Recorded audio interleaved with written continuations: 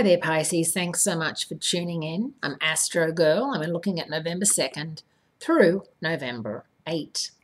And what a week it's going to be with Venus and Mars finishing up their tour of duty in Virgo, your one-on-one relationship zone and your partnership zone. Venus, of course, is the planet of love. Mars is the planet of passion.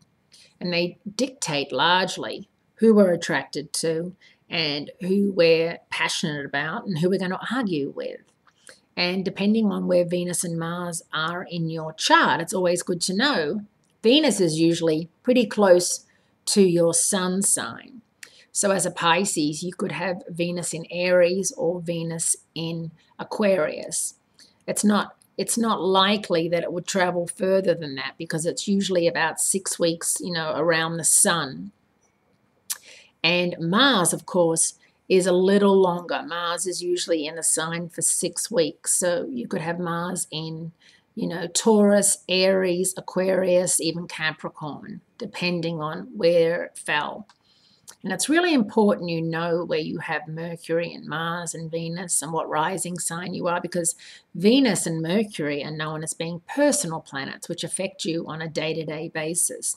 Mars is a bit more far-ranging, but if you have Mars in Capricorn, for example, it's one thing. It makes you very detail-oriented and money-oriented and very, good with money and finances, which as a Pisces is not something that a lot of you normally strive for.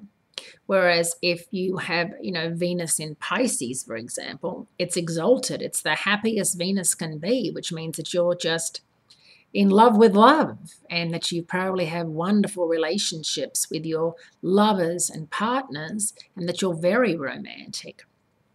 So this week we bid adieu on Sunday to Venus in Virgo, and then next week Mars moves out of Virgo, and next week is the Scorpio new moon on the 11th. And of course, new moons are all about fresh beginnings, and for you it's your 9th house of overseas travel, higher education, and spirituality.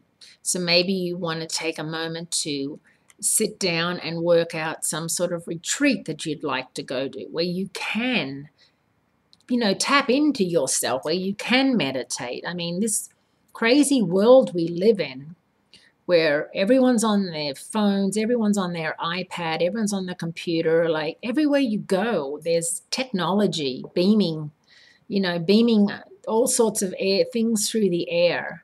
And there's drones, and now there's this, and now there's that. And every restaurant you go to, there's a television with the ticker running under it telling you all the terrible things that are happening. Turn it off. Find somewhere to go to turn that off. Even if you turn it off at home and just read a book or lie on the couch with some nice music and candles and a glass of wine or a glass of water, or you know what to do. This is the weekend to do it. Have a wonderful, wonderful week.